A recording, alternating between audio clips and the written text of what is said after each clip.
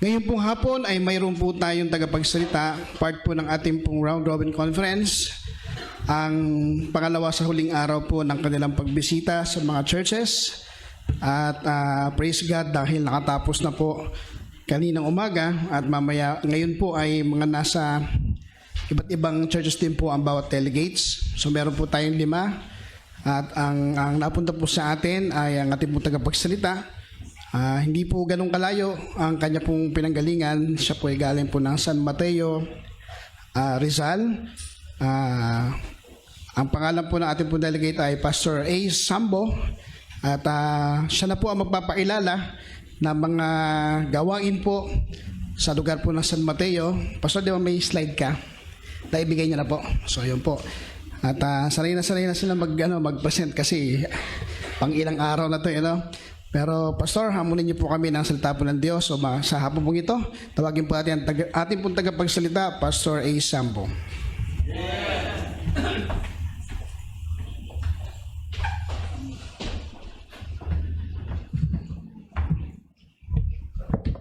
Magandang hapon po sa lahat. Salamat, maganda po yung niyo dito na may patungan. Pastor, pwede pong nakalimutan kasi ako sa water po. Water po sana kung mayroong Ayan na po. Salamat po. Nagmamadali kasi kami kanina. Anyway, yung slide po muna, Ayan. Ako po si Pastor A. Sambo. Wala niyo ilang taon na ako. 46 na po ako, na isang asawa, 4 anak. Okay, ako po ay currently nag-work, IT practitioner po ako. Nag-start po yung church ng 2018. Makikita niyo po mamaya yung mga tsura namin. Before and after. First time ko lang po dito actually si Pastor Chris. Bihira po kasi makatid ng mga meeting po nila. Kasi nga po, work. Minsan kasi pag-araw yung pag-gabi nakaka-attend ako. Nakakapag-live din ako minsan. Ayan po yung, sige, umpisa po natin dito. Ito po yung aming logo last year and moving forward. Okay, yan po yung aming pangalan. Discerning Word Baptist Church, obviously, Hebrews 4:12 yan.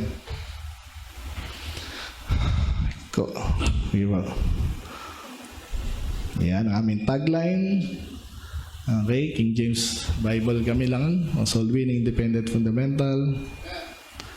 Ako po yan, ay Sambo. Sending po namin, kung ilalim si Pastor Lito Valencia, Diadem Baptist Bible Church, Antipolo po yan. Last 2018. So 38 na po ako nung nagpastor ako. And then, in-organize kami ng 2021. So, nakita niyo po yung church namin doon. Ganda, di ba? Hindi. Talagang zoom out ko yan para magkaroon ng area. Kaya po binaha po kami noon doon kasi medyo nasa baba po kami. So ang ministry area namin ay nasa San Mateo, Montalban, Quezon City. Ayan po. So ayan po yung harap ng aming simbahay. So tawag namin simbahay kasi nga bahay lang po namin yun. So currently medyo masikip pero okay na rin. Siguro hanggang doon po sa before nung second row sa likod. Yan, ganyan lang po kami. Gisiksikan kami. Pero salamat nga sa Panginoon, at least di kami nag-renta. Kaya buhay. Anyway, next slide po. Yan po yung address namin. Ito na po yung invitation card namin. Nilalagay namin sa likod ng mga Bibles na pinapamigay namin. Pag tumanggap ng soul winning po kami, ay pinibigyan namin ng Bible. New Testament lang po yan, Old and New. Inakuha sa Batangas. Okay? So para nasa kanila ng bola, pag tumanggap sila sa Panginoon, diligtas na sila. Of course, pinapoint namin sa kanila. Next step para maging mabuting anak ng Diyos, siyempre mag-church. Kasi doon ka na matuturuan So yun, mandun na po yung aming, mayroon din po link doon sa YouTube at saka sa Facebook namin. Next slide please. Ito po yung highlight ng aming ministry. So nag-umpisa po ako nung natuto po ako mag-soul winning. Natotoo po kasi may nakita po ako mga nag-soul winning. Basta lang tumanggap po kayo na Alam mo ba, namatay ang Panginoon sa'yo, tanggapin mo siya para baligtas ka. Sige, pray na tayo. May ganun po Hindi po kami ganun. So, namaya makikita nga natin na particular kami sa doctrine. And then after nun, hindi na pwedeng doctrine lang. No? So, We go outside, no? Every Saturday at least, at once a week. And then, even pag may mga holidays po, no? So, minsan, seminar ang ginagawa namin, training, sa church din po yan. Pero minsan, soul winning, okay? And then fellowship afterwards. So, yan po yung number natin as of January this year. Ito po yung aming online presence. So, sa YouTube, again, para sa YouTube, para lang po ako ginagamit ko rin para ma-review ko yung mga ginagawa, pinipreach natin, no? Pero para sa ibang tao na rin po yan. Kasi nga po, may mga kilala tayo mga sa Amerika, nagaganyan din sila. Pero, ang iba, Tagalog eh. So, salamat po. Napaka-importante ng doctrine. At may mga bagay ng hirap paliwanag ng mabilisan lang eh. Di ba? Minsan magpo-post ka sa Facebook, God loves you, God bless you, yun na. Eh sa panahon ngayon, panahon po ng lokohan. So kaya kailangan po ng sanlibutan ng solid preaching. Kaya that's one way of our ministry din po. No? Anyway, next slide po. Ayan po yung sample ng mga playlist para kung anong gusto na lang puntahan, mapuntahan nila agad. Next slide po. So ito po yung salamat sa panahon ng AI ngayon, di ba? Hindi naman tayo kakainin ng mga robot, pero pag kung marunong kang gumamit, mapakinabangan may AI. So yung mga titles po sa YouTube channel namin, dinownload ko, automated yon, dinownload and then upload dyan sa ChatGPT. Okay? And then, inanalyze niya kung anong klaseng church ba yung church namin. Kasi depende malalaman niya sa mga pinipreach mo eh. Di ba? Kaya nga po yung iba hindi pinapublic kasi yun yung sabi ng kasama ko eh. Hindi lang, sa amin lang pinipreach namin. Okay naman sana yan, pero maganda makinabang din po yung outsiders, di ba? Sabi nila, paano pag na-offend sila? Hindi wag sila manood. Doon may kilala po tayong ganun, na-offend sila, pinapabagsak nire-report nila, kaya kami backup kami sa Rumble. Anyway, ito po yung aming analysis. Sorry, ayan, dyan po muna. Yung analysis ng ChatGPT, so yung channel daw namin is highly structured, doctrine-driven Baptist teaching platform centered on systematic Bible exposition, evangelism training, and strong polemic correction against perceived false teaching with a dominant tone of authority, warning, and doctrinal statement. Buti nabasa ko pa yun. Okay, so yun po yung summary, no? So this next slide po, ito po yung mga breakdown, no? Sabi po dyan, expository Bible preaching. So again, sa dami ng videos sa channel natin, 45 to 50% doon is expository. So ibig sabihin po, bawat Bible, bawat chapter is iniisa-isa. Ganun po yung ginagawa namin pag Thursday and pag Saturday afternoon. Hindi lagi. Okay. Pero definitely every Thursday, kaya ang tawag po namin sa Thursday service namin is Bible study service, no? Nag-apply din naman kami, pero more on ganun. So yan po yung na-analyze niya, kasi karamihan nga talaga is chapter by chapter, verse by verse. Okay. Sa next naman po, so nakita rin ng ChatGPT ang daming doctrinal and moral teaching. Ibig sabihin, mga topic po yan na kailangan maintindihan ng tao. So may Sunday school din kami, more on the doctrine po kami sa church kasi nag-Bible school din naman po ako, no? Pero paniwala po kasi dapat lahat ng doctrine nasa church na para wala nang hahanapin. Kasi iba po nagiging excuse yun eh. Sa akin lang po yun, hindi ko sinabi lahat. Pero minsan nagiging excuse ng pastor, sabi niya, naku, malalim masyado yan, mag-aaral ka mo ng Bible school, parang ganun ba?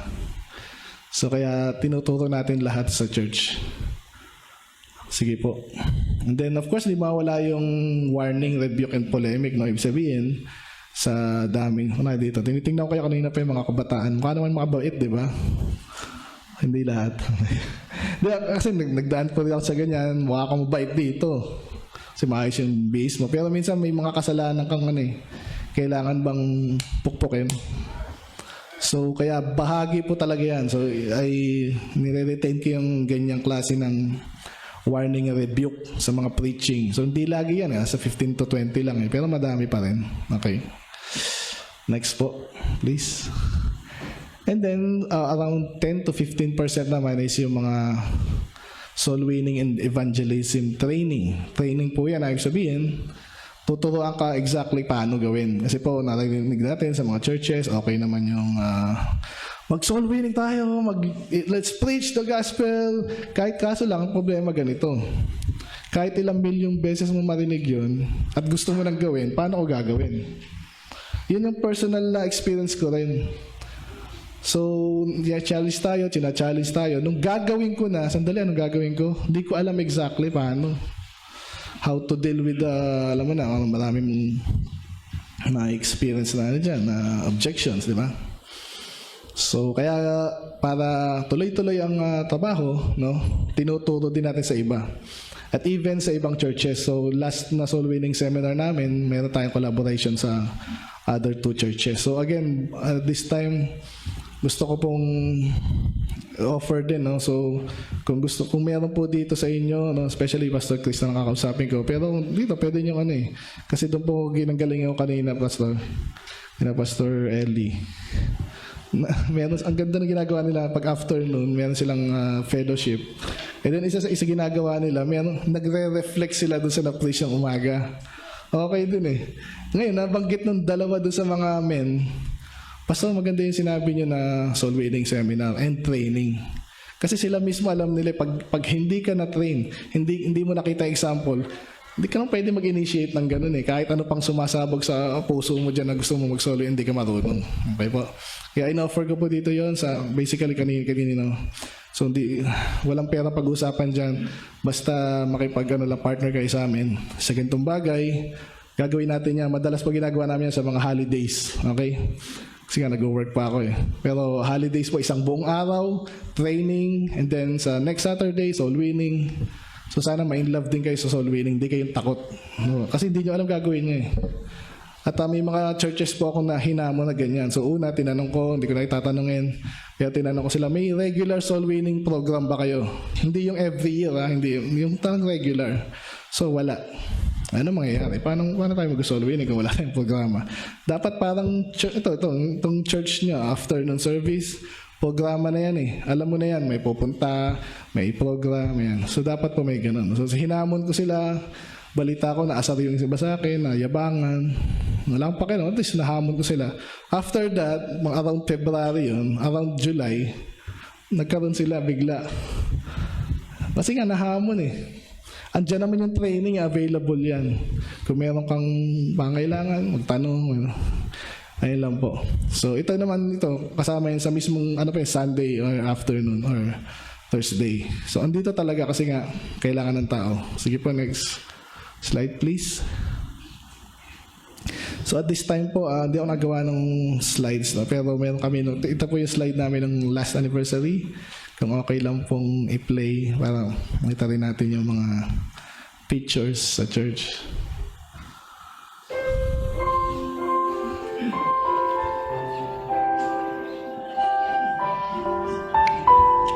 Yan po yung pangalan namin na Diadem. So ito po yung 2018 Sunday service. Yan lang, ganyan po kami kaliit. Parang kwarto lang. Ito po, may mga kaibigan kami nag-soul winning with us even nung early times. Ayun. Nagahang. Online po ba yan? Ayan. So, basically, ganyan kami ka-konti. So, hindi pala ako Bible Institute lang po akong una sa Moraya, 2 years.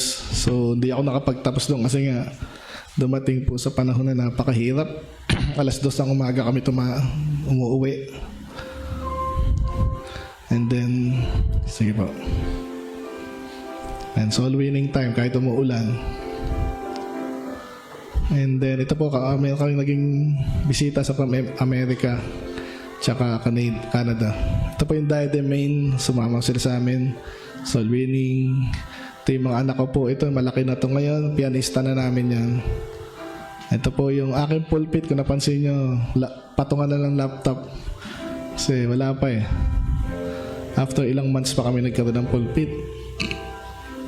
Ayan, nag-training po sila kasi ang hirap ng walang ibang marunong, no? So ito po yung aming first anniversary.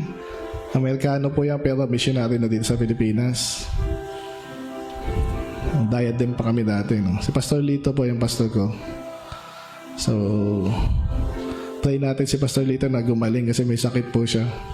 Parkinson po, medyo hirap na hirap siya.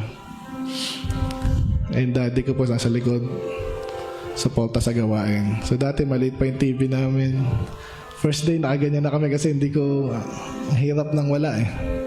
Ito po yung program sa mga kids. Ayan.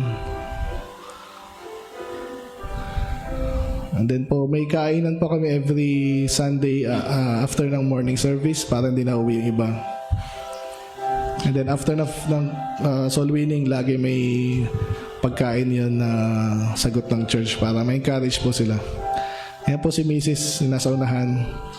Ano po yan, gaturos sa mga bata din. Yan, kwarto lang po yan, living room lang namin yan. Nagkasya kami dun. Ito po yung mga programa sa bata. Minsan may mga events kami na parang evangelistic. Ayan po yung anak kong bunso sa gitna. Ayan po yung dati naming choir. Okay. So ngayon wala na kaming choir, pinalitan namin. Yung mga boys. Ito po yung soul winning team namin ng pandemic. Okay, kaya nakamask. So soul winning kami, nakabike lang kami. Ayan po yung lunch time after ng service. Ayun. Nag-backslide na iba dyan eh. Ayan yung mga Thanksgiving special number. Kinatawa. Ito po yung nagkaroon po kami ng church sa Halahala. Mission lang yun. Problema, di kami nagkaayos ng may-ari. Kaya sayang. Pero marami tayong members doon. Naging members. Ito po yung sa Diadem, mga youth. Ito po yung harap ng aming simbahay. Bahay na simbahan. Ayan. Ito po yung aming, wala, pang group picture lang, no? Ito naman ay last 2022. Yan, dyan lang kami sa living room. Yan. So outing, no, every year sinisigap namin magkaroon ng outing para makita namin yung mga taong sa outing maaga. Ito ay group picture lang. Ayan po ay parang program sa mga kabataan din, no? Parang ito year-end fellowship every December. Ayan na po, ganyan na kalaki yung aming talagang bahay lang. Ayan, group picture. Ito po yung karoon kami ng bisita from Decatur Baptist. Hindi na kami binalikan. Yan po yung aming King James music team ang tawag namin. So, parang choir pero simple lang. At ang text is puro Bible lang. Ayan po yung sinasabi ko na sa umaga, soul winning, and then gala. So madalas namin ginagawa yung para yung iba ma-encourage din mag-soul winning. Kahit di ka marunong, makasama ka sa gala, okay na rin, no? Parang wala yun. Pero ganun po talaga yung style kasi at least masaya. Ayan po, madalas kami sa Marikina Sacred Park kasi ang daling mag-soul winning doon kasi andun na lang sila eh. Naghihintay lang sila, nakatambay. Kaya approach mo na, di ba? Nagdo-door to door din kami. Pero ang paborito namin pag mga bagong soul winner, napapractice ka talaga sa park kasi andun na yung tao eh. Hindi mo kailangang habulin, hindi mo kailangan iba, ayaw, pag may dala kang Bible, ayaw lumabas eh. Pag nasa park, andun ka na, di ba? So yan sa Montalban. Yan, more on soul winning namin talagang halos 30 minutes to 1 hour. Kasi hindi na yung bibitawan yan pag di naligtas. Kung ayaw, syempre iwan ang babay. Pero pag may hindi naintindihan, kailangan niya maintindihan. So ang skill dapat ng soul winner is alam mo yung material, no? Alam mo pati yung paano mo kakain yung kaluluwa. Ayan. Inulit lang. Yun yung dating church sa Halahala.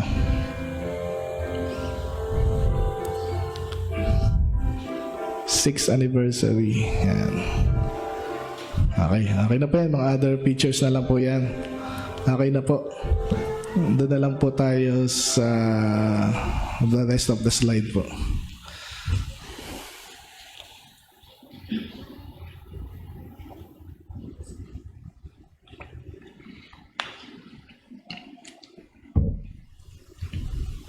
Ayan po yung family namin before ng church mag-start kami. Ayan, cute pa sila. Mrs. 4 po yung anak namin, 3 boys and 1 girl. Sige po. Then last year, anniversary. And then next po is yung... Uy, wala. Ayan, last month lang. So malalaki na sila, malakas kumain. So please support us. Sige po. Okay na po pala. Salamat po. So yun po, tayo po yung mag-start na po sa ating preaching. So again, please pray. Ano ba nakalimutan ko pa? Ayan lang po. Ayan, more on focus namin sa doctrine and then sa soul winning. So salamat. Pastor niyo po, hindi ko masyadong kilala ko lang siya. Nung approachable siya, mabait eh. Tsaka nagkakilala kami nung sa nabanggit niya yung anti-Calvinist ako. Kanina umaga nagpipigil ako, Pastor eh. Pero ngayon, hindi ko kailangan magpigil dito. Kasi tayo sa particular tayo sa doctrine nga po, And asal ako dun sa Calvinist kasi nga saka na. Pero masyadong malalim. Pero ano po yan, perversion ng gospel. Anyway, sige po, tayo po tayo. Dito lang natin babasahin sa Jude. Jude, anong gusto yung chapter? Kahit ano po. Basta verse number 3. Ayun lang po muna. Para may time tayo,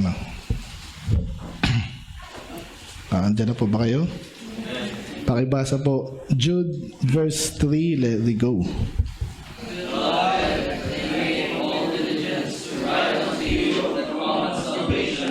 It was needful for me to write unto you and exhort you that ye should earnestly contend for the faith which was once delivered unto the saints. Ayun lang po muna. Let's pray. Panginoon, maraming salamat sa inyong pagkakataon na binibigay nyo. Maraming salamat sa church na ito, Lord. Magpalain nyo lang sila as they continue, Panginoon, at gawit kampanan ng inyong kalooban. Nawa ay kumilos po kayo ngayong hapon.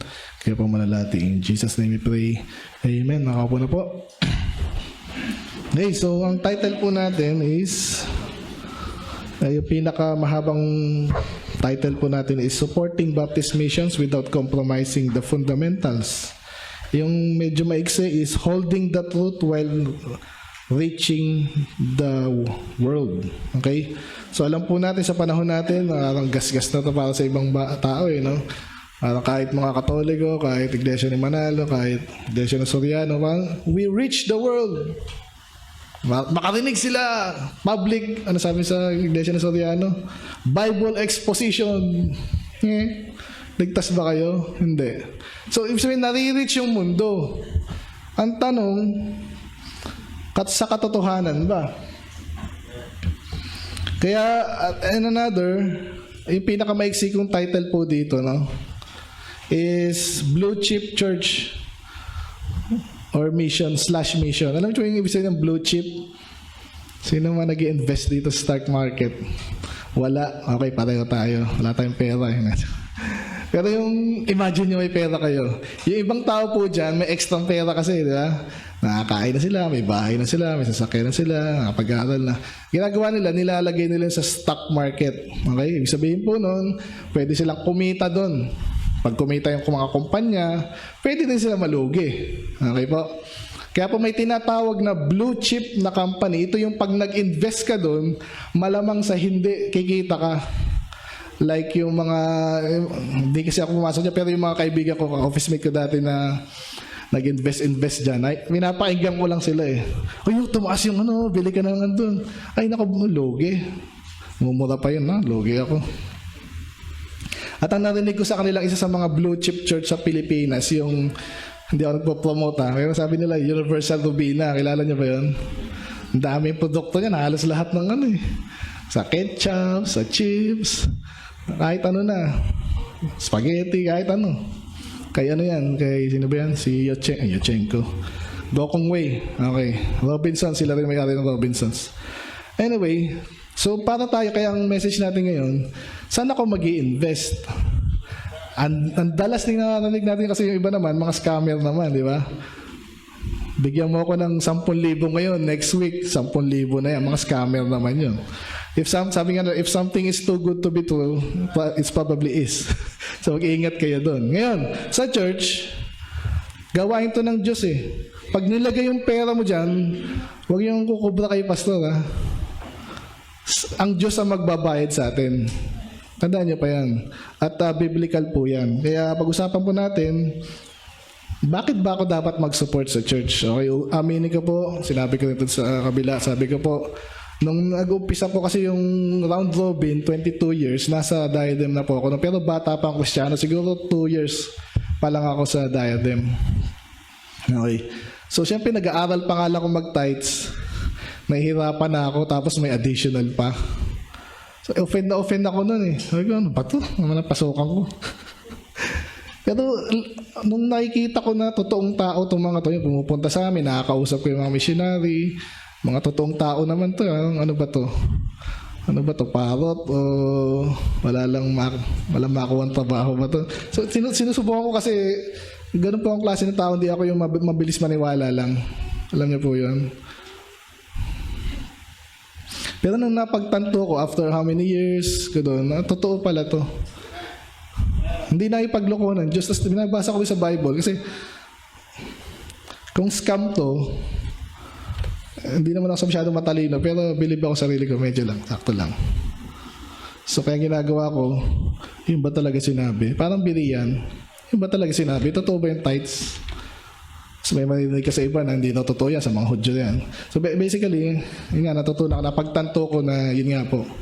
Yung tithes is separate, sinabi ng Diyos yun, even sa New Testament. And then, si Paul, sabi niya pa ni Paul, halos ninanakawan ko na ibang church eh. Kung nabasa niya na yun. Obviously, hindi niya nanakawan, pero gusto niyang tulungan yung may nangangailangan at the time. Kaya sabi ni Paul, ninanakawan ko yung ibang church para mabigay sa inyo. Okay? Maalala niyo ba yun? So kaya napagtanto ko na totoo to, and ngayon I will try sa inyo po, no, kung di pa kayo marunong, di pa kayo kumbinsido na magbigay sa missions, sana po after nito is at least na-convince kayo, at least to some point. Sa inyo naman, kalayaan nyo po yan eh. Tsaka pera nyo yan eh, kung meron. Kung wala, yung mga bata dito, at least i-foresee nyo na yung sarili nyo. Sabi nga sa inyo, meron kaming cum laude dito sa amin eh. Kaya nung bago pa yung tinuturuan ko na, kasi nakikita ko na hindi madali. Kung hindi ka matututong mag-tithes ng ganyan, nag-aaral pa lang kayo, kala mo maliit lang yun. Kunwari, ang baon mo is 1,000 sa isang araw. Yung laki yata, no? Isang linggo. Ilan ang tithes na? Sinong estudyante dito? Ilan ang tithes ng 1,000? 100. Ang laki naman nun. Kung hindi ka matututo ngayon, pag sumusweldo ka na ng 1,000,000, lalong di kang bibigay. Kaya yun po turo namin, nung una ako mahihayin po ang tao, kala ko ayaw, pero kailangan niya matutunan yan as early as possible. Nakatulong na kayo, nalugod pa ang Diyos. Kaya ito separate pa to sa tithes. Kaya again, nasa inyo po yan, sana matutunan niya. Anyway, bakit tayo dapat mag-support sa missions? Number 1, the Great Commission must still be obeyed. Okay, ibig sabihin, basta nag-soul winning na ako eh. Kaso, pag nag-support ka sa mission at totoong soul winner ni mga yon, parang kumbaga sa networking, sino networking dito? Salamat, wala. Against din ako dyan eh. Pero itong gusto kong soul winning. Itong gusto kong networking. Kasi pag soul winner ako, kaya tinetrain ko yung mga tao na maging soul winner. Ang sabi sa Bible, pag ginampanan mo kalooban ng Diyos, may reward ka sa langit. Okay? Mga iba, pag napapersecute ka dahil sa katotohanan ng Diyos, may reward din yan eh. Ngayon, pag naturuan ko yung iba na mag-soul winning, kasi mag-soul winning din yan, hindi parang networking. Chiching! Rewards po yung sa langit. Kaya number 1, the Great Commission must still be obeyed. kailangan nating gampanan to, kanino ba binigay ito? Sa church. Hindi lahat nakakahayo, okay naman gusto winning iba babae, of course, hindi tayo pastor, no? Pero support yung ibang babae sa amin, ano lang ng pagkain, pero laking bagay nun. Kung may pagkain kami, masarap mag soul winning. Kaya ano pang sasabihin dito? Ito pala yung short version. Dali. Okay lang po yun. So, sabi po dyan, go ye therefore and teach all nations. Now, may iba pong churches ng style po nila is nag-i-invite sa church and then dun siya-sharan. Okay din naman yun. Pero kumpara nyo. Ikumpara nyo kung lalabas kayo. Tsaka sabi dyan, go ye. Hindi lahat ng taong ma-approach mo pupunta sa church. Maraming dahilan. Either malayo, ayoko dyan, may church na ako, whatever. Pero pag kayo yung pupunta sa kanila, malaki yung chance na maligtas sila una. Saka mo na isipin kung magiging member nyo. Karamihan ka, naka 5,000 na nga kami. Nasaan yung mga yun? Diba? So, it's not the first priority. Saka na yung makapunta sa church. Pangalawa lang yun. So, gusto kong sabihin dito, number 2 na agad tayo kasi mayroon pa yung reasons. Missions must never compromise the fundament. Ito na. Diyan ba? Ano yung fundamentals? Ibig sabihin yung mga pinaka-importanting bagay. Yung iba po, kahit po Catholic yan, ako pag tinignan nyo yung mga ng Catholic, ay yabang yan. No? Meron nga pala kaming, yung nabanggit ni sis kanina. Ay, si Pastor naman, sinasabi dito, daming kulto dito sa totoo lang. So, hindi ibig sabihin na may church sila, may Bible, may gathering. Hindi ibig sabihin, supportahan mo na. Kaya ito po yung una kong ginawa. Ito po, gusto ko sabihin, Pastor, no? Kahit sino makapagpatotoo nito, wala akong nilapitan. Doon nahihirapan na rin ako. Nagtatrabaho nga ako. And then soul winning. And then, Pastor, saan ka pa? Inisip ko, kaya ko may sustain. Kahit 10 years. Pero alam ko, meron kasi mga ganitong klase ng tao na alam mo na, may resources sila. Natulad pang round robin na yan. Alam ko meron ganun pero hindi ko alam paano mag-a-apply. Hindi ko alam. Member pala ako ng BMP Pastor eh. Kasi nasupport ako niya ilang buwan tapos wala na. Okay. So, ang gusto ko sabihin dito, minsan po, yung I believe yung mga anong gusto yung illustration, carnal muna. For example, carnal muna. Sino pumupunta dito ng concert ni nanang kilala ngayon eh. Uso pa ba si Britney Spears? Hindi, ang uso ata ngayon yung ano eh, di ba? Satanista daw yun sino yun? Yung labas ang ano eh. Lahat nakalabas na si Taylor Swift. So bakit sinusuportahan nila yan, di ba? Ipopromote pa nila yan, ipopromote. And speaking of promote, ano yung usong nakakabwisit ngayon sa media? Kailan lang sa mga bakla po. So wala sila kinalaman sa public school, bakit kailangan nila i-promote yan? Nung panahon namin, nahihiya pa yung mga yan. Palibasang yun, mahihina na nga, kahit mga Baptist, mahihina na. Parang ano pa, parang nahihiya sila. Sabi, bakla, may rebuke. So tumatapang lalo sila. Hindi sinasabi ko dito. Ang Panginoon at saka mga lingkod ng Panginoon, pag binasa mo ang Bible, wala silang pakialam ano sabihin ng ano. Alam nilang totoo, sasabihin nila.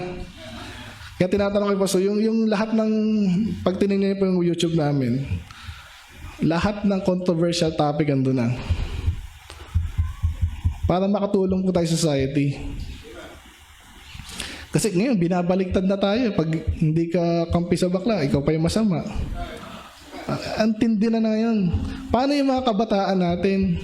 Sa kumpanya namin, Pastor, may programa sila. Kailangan tanggapin niya. Kaya hindi na ako matid ng Christmas party namin eh.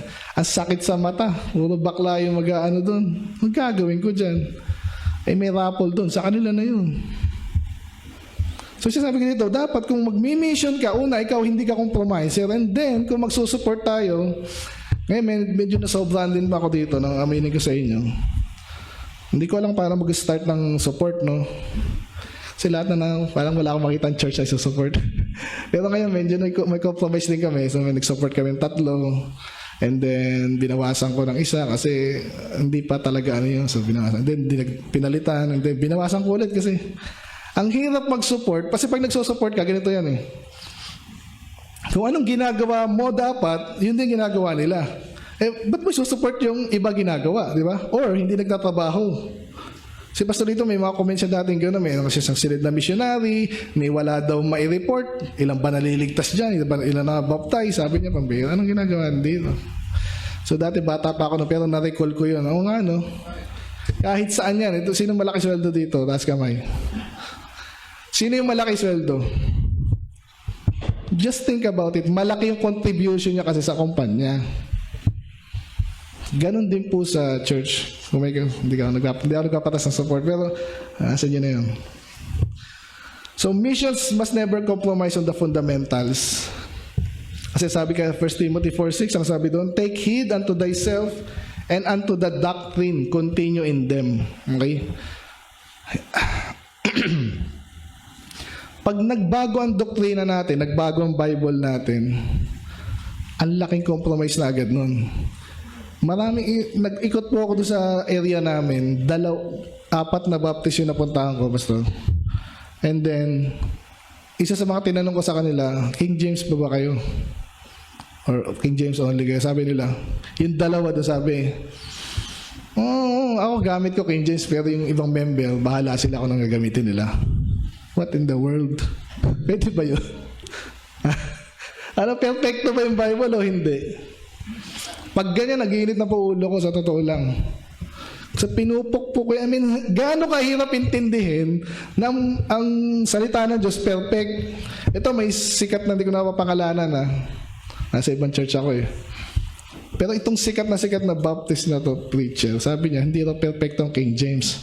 Lahat ng translation may mali. Sino magsasabi sa amin kung ano yung mali dyan at alin, saan?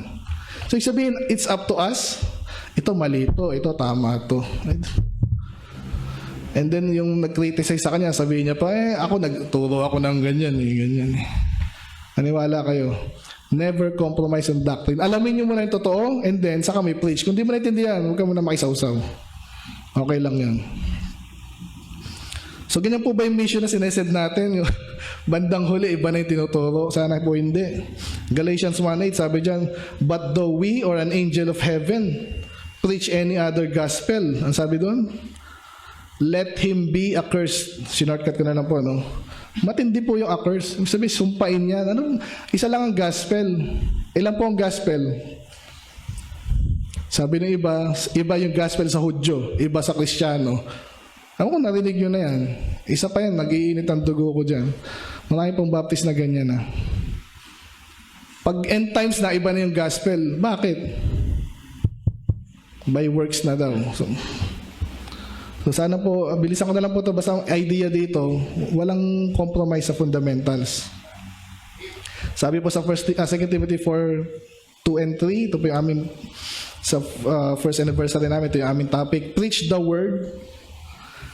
Be instant in season, out of season. Reprove, pwede mo palagay. Yan. Hanggang 3. Rebuke, exhort with long suffering. Napansin niyo po yung tatlong yon, yung bagay na yon. Rebuke, exhort, reprove. Dalawa yung negative dyan. Ibig sabihin talagang masakit minsan ang preaching. Intindihan niyo po yun? Masakit talaga minsan kasi sinabihan kang mali eh. Paano kung mali ka?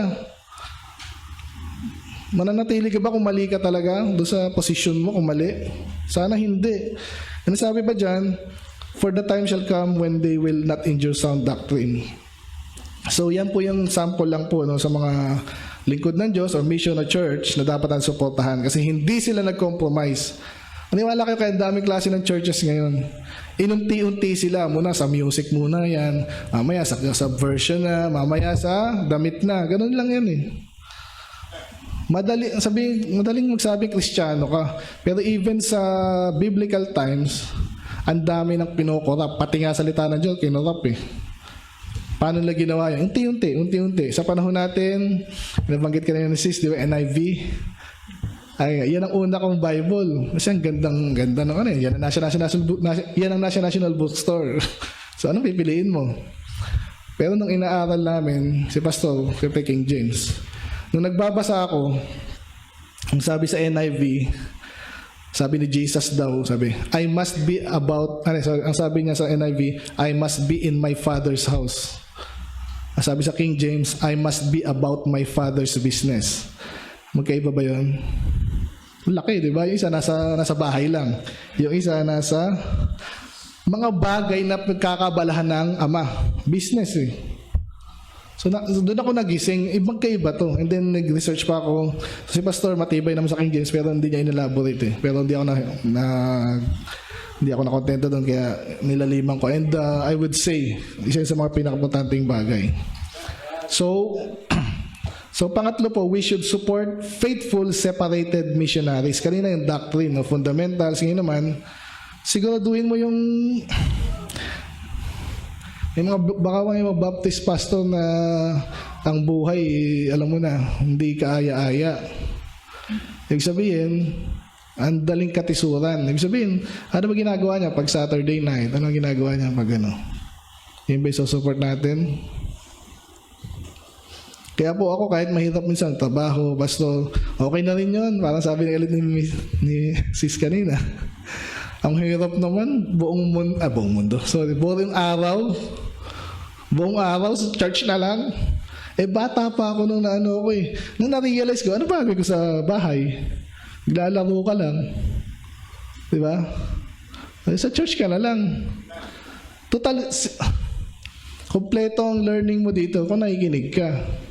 Kaya po, ang dali lang pong may kilala kami ganun, Sunday morning lang eh. Tapos ang lakas pa mag-tights ng iba. Logi tayo dun ah. Ay, wala kang pakialam kung may tights, mag-tights ka, 3 lagi. Nag-umpisa kami first week, 3 agad. Kasi kahit mga anak ko, kailangan nila yun eh. 3 agad, mahirap, konti kayo, you still preach, nakapag-practice ka rin eh. So, faithful separated missionaries. So sinabi din po yan sa 3 John 1:5-8. Ako na lang po, no? Beloved, thou doest faithfully whatsoever thou doest to the brethren and to the strangers which have borne witness of the charity before the church, thy charity. Wherefore ought ye receive such that we might be fellow worshippers of the truth. Sa Tagalog po, ganito lang. Sinasabi niya, sino ba yung susuportahan mo? Anong klaseng tao ba yan? Yan ba follower ng truth? Kasi po, sa isang samahan, katulad dito, pag ang mga usapan dito, puro kalokohan, tapos tinotolerate natin, nakalat yan eh. Unlike mga spiritual, katotohanan na pinag-uusapan, hindi mo sa mga konting joke ha. Pero pag puro katotohanan, yun po yung ating maiging, ang tawag nila dyan, maiging culture nyo na yan. Ganun kasi yan sa company. Culture. Totoo po yun eh. Kung ano yung nakikita nila sa mga boss, sa mga program nila, maiging culture yun. So sa church, ganun din sana. So yun din yung support natin. Hindi yung nabalita mo, ay ano sinusupport niya yan? Ganito yan ah. Atay na. Amos 3:3, ako na lang po ulit. Sabi niya, can two walk together except they be agreed? Lagi kinukuto eh, pero napakasimple na mensahe dyan. Pwede ba kayong maging partner? Ito pa yung sinasabi ko sa inyo, makipag-partner kami sa inyo sana kung gusto niyo po. No? So, gagawin namin dapat namin gawin. Since kayo naman po ay kung may kakayanan na, yun, partner lang. Parang investment nga po. So, paano tayo lalakad pareho kung magkaiba tayong doktrina, di ba? Malabo. Kaya pinag-uusapan po sana yun. Pero again, maraming Baptist na hindi na pinag-uusapan yun. Nakakalungkot. Pang-apat na po agad, Acts 13. Acts 13, 2-3, kayo po magbabasa niyan. Pakibasa po. Andiyan na po kayo. Acts 13, 2 and 3. Ready, go. As they ministered to the Lord and fasted, the Holy Ghost said, separate me, Barnabas and Saul, for the work whereunto I have called them. Next. And when they had fasted and prayed, and laid their hands on them, they sent them away. Anong ginagawa po nila dyan? Nag-pray sila. Si Saul po ay naligtas na. Nagkwento, yung iba hindi naniwala sa kanya. Pero nung sinabi niya, yung iba na naintindihan na totoo tong si Paul. Legit to.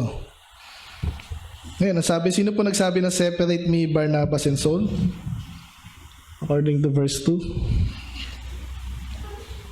Ang Diyos, no? The Holy Spirit, nag-pray sila. Ang sinabi sa send these two men, no? Barnabas and Saul. So ganun po tayo, pag tayo nagsusupport, parang sinesend nyo.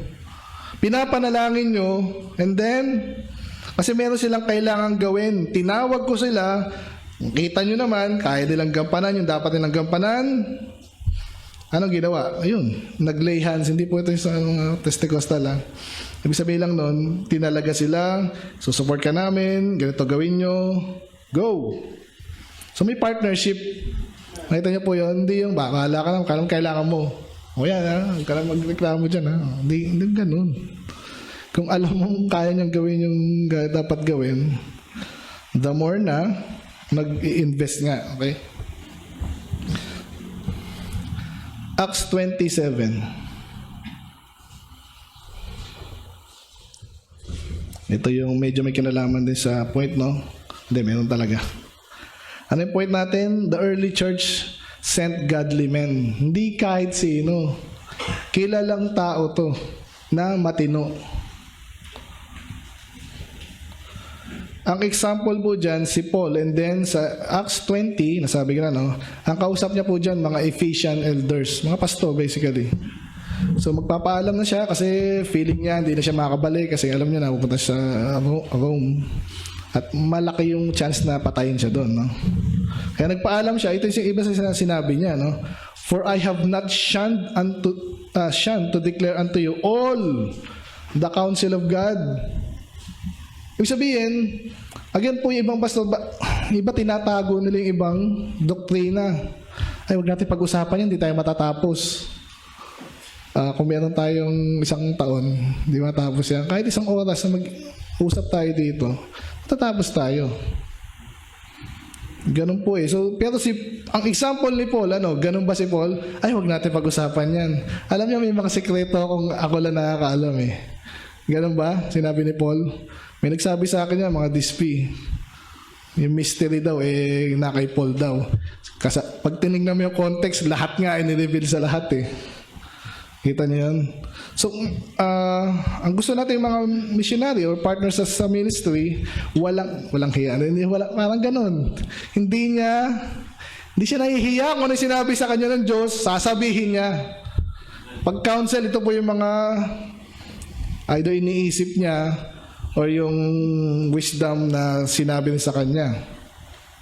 So, ganun po tayo dapat, no? Ang pattern ng even the New Testament Church, sinesend nila and then example yun para sa sinend nila. Gusto ba yun? For example, ganito. Kunwari, pastor ko si Pastor Christian and then ang sabi niya sa akin, King James lang tayo ha. Sige po. Nung ando na ako sa labas, independent kasi tayo eh. Pwede mo sabihin sa iba, okay ang King James pero so, iba nahihiya sa sinabi ng Diyos. Hindi, I believe, hindi yan magandang kapartner. Anyway, kayo na po ang bahala mag-judge dyan. Pangalima, ito po, medyo pinasa ko po yung sa Mother's Day po kasi ngayon, I miss ko nga yung church eh. Anyway, anong kinalaman ng mothers sa ministry? Meron po. Pakitingnan po sa 2 Timothy 1:5. 2 Timothy 1:5. Sorry, 3:15 pala. Ano ba sa mata ko? Tama po, sorry. 2 Timothy 1:5, sorry. 2 Timothy 1:5. Now, paano ba't natututo ang kahit sino? No? Ikaw, sino nagturo sa iyo ng ligtas ka na ba? Sino nagturo sa iyo? Si teacher mo. Ganun yun. Laging may taong nagturo sa iyo. Tama? Sa bahay, yung mga pinaka-basic, sino magtuturo sa iyo? Yan. So si Timothy po ay kilalang lingkod ng Diyos. Yung kanyang tatay po ay Greek. Ibig sabihin, hindi Hudyo, no? Pero mayroong mga nanampalataya sa buhay niya. Yung kanyang nanay at ang kanyang, andyan na po ba kayo? Yan. Nanay at lola niya. So napaka-importante po na pinapasa, sinabi rin sa Bible, yung faith is passed from faith to faith. Hindi po yan natuklasan lang, nabasa ko, yan ang pipiliin ko. Hindi, nakita mo yung nagturo sa'yo, nananampalataya siya, tapos ipapasa niya sa'yo yun. Ganun po ang kalakaran dyan, no? Kaya, anong kinalaman ng mother? Ayan. Kilala ni Paul, si Eunice, or Eunice, at saka si Lois. Kaya si Timothy pala ganun, kasi yung nanay at lola niya, ipinasa sa kanila, yung pag sinabing unfeigned, di peke. Sa church minsan may mga peke, masabi lang, makapag-testimony lang, ano bang, iba, makakanta lang, makita lang, Facebook page na agad, Facebook post, I mean, si spiritual ako Yung lola tsaka nanay ni Timothy, totoo sa kanya yung pananampalataya, hindi formal lang. Kaya gusto kong sabihin dyan, alam niyo po ba yung kataga na the hand that rocks the cradle, ano sabi doon? Rules the world. Ulitin ko the hand that rocks the cradle rules the world. Sa Tagalog po, sino ba nag-rock ng cradle? Sino nagpapatulog sa bata? Madalas si nanay, di ba? Pero hindi walang kwenta yun. Kasi ikaw mag-guide dyan Pag ginabay, ang ganda ng kanta nyo pala, paborito ko yun, Mother's Love. Naiiyak pa ako dati nung kinakanta sa choir yun. Kasi doon yung pag-ibig ng nanay, kahit di siya nagturo ng doktrina yun Pagpuro, yung pag-ibig na puro. Nung bago po yung panganay namin, medyo nahirapan si Mrs. Kasi nga, siyempre dati, prinsesa siya sa bahay nila Nagkaanak kami, yung anak namin minsan gigising na madaling araw, tapos either gutom or busog, nasobrahan ng busog, inaano pa yan yung pinapadighay, pinapaburp, siya nawibisit siya kasi na-realize siya, mabira, nanay na ako kailangan ko itong gawin to. Hindi madali, pero kailangan gawin. Lalo sa pag-ibig. Ngayon, pag ikaw yung, pansinin niyo po yung batang pinalaki sa pag-ibig. Di ba? Iba yan Pansinin mo yung batang, walang responsableng nanay, tatay. Ang gulo niya, parang kwento ni Pastor Rolly, di ba? Nagnanakaw. Mga bata pa, hindi lang maikulong kasi nga, less than 15 years old. Sino ba nagpasa kasi ng batas na yun? Ang gulo po niyan. Ganon din experience ko sa soul winning. Pag alam mo yung taong medyo, alam mo na, iba utak, aasarin ka pa, bibigyan mo ng may pera ba dyan? Gaganunin ka pa. Pagod na pagod ka na nga Wala kang pabor na binibigay sila sa atin Yung pabor sa kanila, para maligtas sila, aasarin ka pa, tatagayan ka pa. Iba ang taong pinalaki ng pag-ibig. Iba yung sa pagbinaliwala. Kaya, pasok dito yung Mother's Day. Please, ang unang mission nyo po yung mga anak nyo. Alam ko, hindi madali. Mga anak. Alam ko kasi di ako nanganak Pero nakita ko si Mrs. na nanganak sa panganay namin. Talaga namang di may guhit yung yung mukha.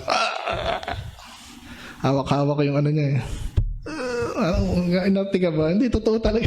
Masakit daw Kaya nga sa Bible, di ba? Laging example yung as a laboring woman, ganyan-ganyan.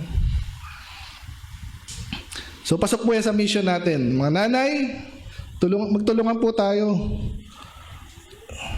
Isa sa mga problema namin sa sayang people namin, minsan yung magulang pang maghahad lang, huwag ka muna umatin dyan. Gagawin ka pa Kahit walang ginagawa yung bata, maglalaro lang sa labas. Kami nga yung nagtsatsaga sa mga anak nyo Hindi mo sa loob pero medyo ganun Meron doon, di na pinatin kasi pagbuntunan lang ng galit. So tulungan niyo po kami, yung mga anak natin, palaki natin maayos. Ang laking po niyan, tulong sa missionary work. Sa church basically. Kasi pag ni-raise yung mapagmahal yan, hindi sinungaling, mapagmahal, pure, hindi mo ang pera, kailangan po ng church yan. Amen? Amen po ba? Dito na tayo sa 2 Timothy 3:15. Ilang minutes na ba ako? 5 minutes na lang po. Okay. So sabi po dyan, Proverbs, ano sabi ko? 2 Timothy 3:15, and that from a child thou hast known the Holy Scriptures. Ayun pala.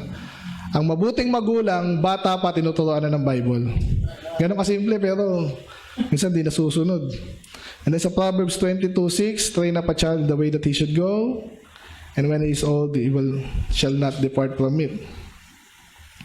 Point number 6. Last na po to. We must contend for the faith until Christ returns. Huwag niyo limatahan ng hanggang kailan ba tayo mag-soul winning? Kailan ba tayo mag-support sa mission? Meron tayong sarili problema dito. Well, tuloy-tuloy po yan eh. Yung mga isusupport nyo, mag-support din ng iba. So, kailangan ipaglaban yung pananampalataya. Basically, yung pag-support din sa mission. Kasi nga yung mission, siguro doon yung ginagawa yung gawain ng Diyos. Okay, sabi po sa Ephesians 6:11, put on the whole armor of God that ye may be able to stand against the wiles of the devil. May kakalabanin po kayo, parang kwentuhan namin kanina sa sasakyan. Di ba? Gumagawa ka ng tama, ba't inaatake ng kalaban? Ako naman ang kwento ko dyan, Pastor, yung anak ko, yung medyo ginagamit ng Panginoon doon, nagtuturo ako ng Bible school. Sabay ba naman, sabi pa ni Pastor dito, matindi lang sa mga tinuturo yung epistles, general epistles. Sabay po yun, yung isa ko nagkaroon ng dengue, yung isa naman, sa pag-ihi, sa UTI. Mong isa loob ng 1 linggo, 2 yung sinugod sa ospital. Sabi ko, ano gagawin ko dito? Hindi naman doktor. Yung pala, yun na pala yun, no? Kinusubok din kami. Yan talaga. Pero kailangan tunggali at dapat syempre manalo, no? Sabi po sa 1 Corinthians 15:58, very famous. Sabi niya, therefore, my beloved brethren, be steadfast, unmovable, always abounding in the work of the Lord. Ang kinalaman sa missions. Syempre, pag dumating sa ating pagsubok, okay, nag-tithes ka na, nag-mission giving ka pa. Pag dumating yung time na nga ng pagsubok, paano yan? Ang maganda naman sa atin, kahit yung tithes po, nag-move yan eh. Kung ang tithes mo ngayon is ang sweldo mo, ganyan, mataas din. Pag bumababa rin. Ano yan eh. So, kahit sa support ng missions, ganun din po. Huwag tayo mag-waver. Kasi kung nasusubok ka, sa palagay mo yung mission na walang pagsubok yun, lalo nag-uumpisa, marami rin pong pagsubok. Isa sa mga pinakamasakit na pwede kong ikwento sa inyo po yung halos magano rin ako doon. Kasi meron kaming ito, ang gaganda niya mga member niyo dito. Meron akong isang member na kaso hindi kasi masyado matalino. Matalino naman pero ibig sabihin, hindi siya nag-isip. Merong naging member sa amin na hiwalay na sa asawa, matanda, hindi na matanda pero sa 28 na ganyan. Pero yung tinangay yung namin. Galit na galit ako nun. Bakit ko kailangan i-deal yung ganitong problema? And then yung tatay medyo mahina rin. Bago nga lang yung pamilya nila. Hindi ko alam gagawin ko nun eh. Doon may nagsabi sa akin dapat bilanggo agad yun. Kasi hindi namin naisip nung pinatawad pa namin. Ang problema, kung pinatawad, tiwalag mo na yung lalaki, yung babae, sige attend lang. Ang usapan, huwag kayong magkikita. Kasi hindi mo alam ginagawa mo yun. Bandang huli, nakipagkita, nagsisinungaling sa nanay niya, sa pastor niya. Ngayon, nagsisisi, gustong bumalik. Sabi ko, sa ibang church na lang, sige, tulungan kayo. Hindi ko pa rin maintindihan, sa totoo lang. Ang daming problema sa church na parang sasabog yung utak puso mo. Kaya sabi ko po, kung meron kayo may tutulong, meron sa atin, I believe, may mga pinagpala sa atin kasi nga, lumaki ka sa church, nagtapat yung magulang mo. So parang parang di sinusubok. Salamat sa Diyos. Yung pagkakataon na maglingkod ka na lang, yung extra mo, di ba? Hayaan mo yung makatulong. And then again, huwag ka rin masyadong, alam mo na, kaya nabanggit natin kanina eh. Kung tutulong ka sa mission, may trabaho din, parang balik tayo sa investment, di ba? Ang nag-invest, hindi yan basta ganyan. Kasi pwedeng malugi.